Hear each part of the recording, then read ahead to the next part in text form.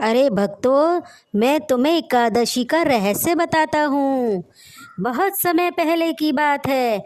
सरयू नदी के तट पर स्थित एक छोटे से गांव में माधव नाम का एक निर्धन किंतु जिज्ञासु युवक रहता था। उसका जीवन संघर्षों से भरा था।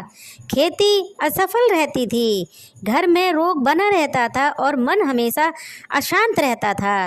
वह रोज सोचता था, आखिर मेरे भाग्य में ऐसा क्यों लिखा है।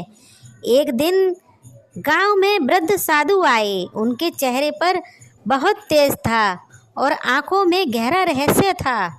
साधु ने गांव वालों से कहा, जो मनुष्य एकादशी का वास्तविक रहस्य समझ ले, उसके जीवन से अंधकार अपने आप दूर हो जाता है।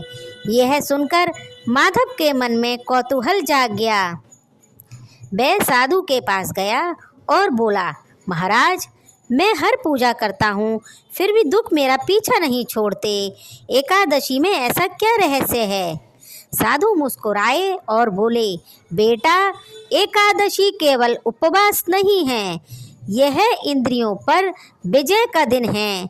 यह वह द्वार है जहाँ से आत्मा और परमात्मा का मिलन होता है।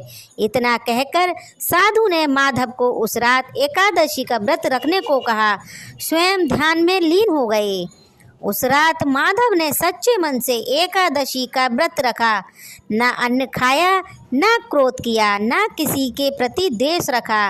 रात को जब वह सोया, उसे एक अद्भुत स्वप्न आया। उसने देखा कि वह एक अंधेरी गुफा में भटक रहा है।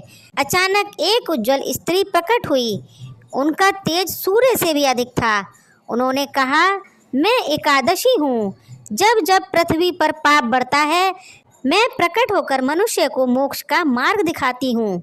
एकादशी ने आगे कहा, तुम्हारे कष्ट इसलिए हैं क्योंकि तुम बाहर सुख खोजते रहते हो, भीतर नहीं। आज तुमने संयम रखा है, इसलिए तुम्हारे कर्मों के बंधन ढीले पड़ गए हैं। इतना कहकर उन्होंने अपने हाथ से माधव के मस्तक पर स्पर्श किया।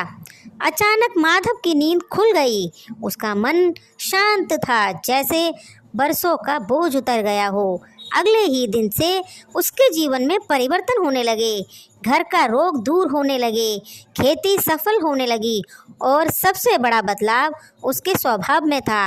वह अब संतुष्ट और करुणा में हो गया। कुछ दिन बाद वह साधु को ढूंढने गया, पर गांव वालों ने कहा, यहाँ कोई साधु नहीं आया। तब माधव समझ गया, जिसने उसे देखा वह कोई साधारण साधु नहीं थे। उस दिन से माधव ने न केवल एकादशी का व्रत रखा, बल्कि उसके रहस्य को जीना शुरू किया।